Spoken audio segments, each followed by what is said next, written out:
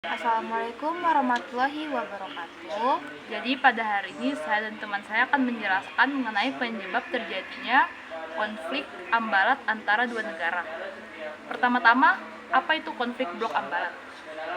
Konflik Blok Ambalat menjadi objek sengketa berkepanjangan antara Indonesia dan Malaysia. Di daerah Ambalat sendiri terletak di Kalimantan Utara, tepat di perbatasan Indonesia-Malaysia.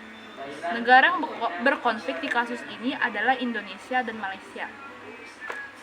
Justru apa yang menjadi penyebab terjadinya konflik Ambalat? Pertama-tama kita harus tahu sejarahnya.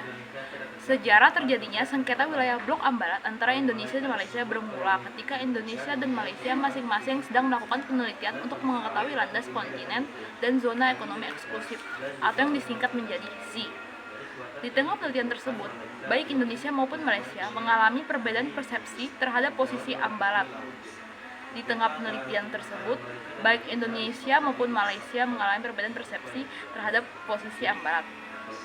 Lebih lanjut, pada 27 Oktober 1969 ditandatangani perjanjian tapal batas landas kontinen Indonesia-Malaysia yang disebutkan bahwa Blok Ambalat adalah milik Indonesia.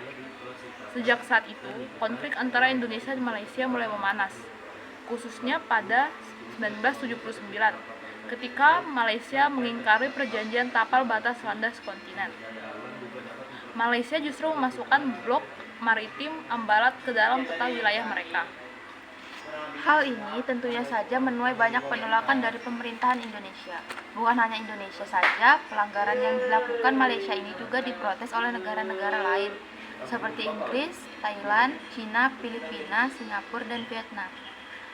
Pada tahun 1980, Indonesia pun dengan tegas menyatakan protes terhadap pelanggaran yang dilakukan oleh Malaysia.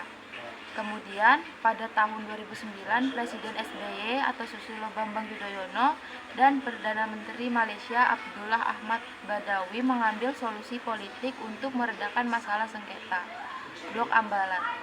Melalui pertemuan tersebut, baik pihak Indonesia ataupun Malaysia saling menjelaskan landasan hukum klaimnya atas Blok Ambalat.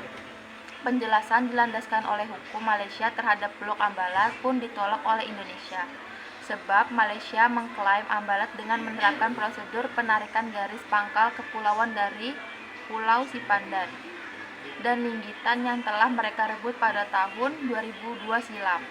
Akan tetapi, klaim tersebut bertentangan dengan Konvensi Hukum Laut (UNCLOS) pada tahun 1982.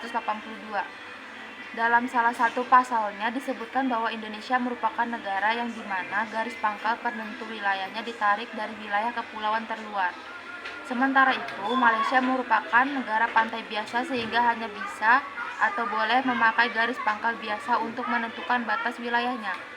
Dengan demikian, berdasarkan dari UNCLOS pada tahun 1982, Ambalat diakui sebagai wilayah Indonesia.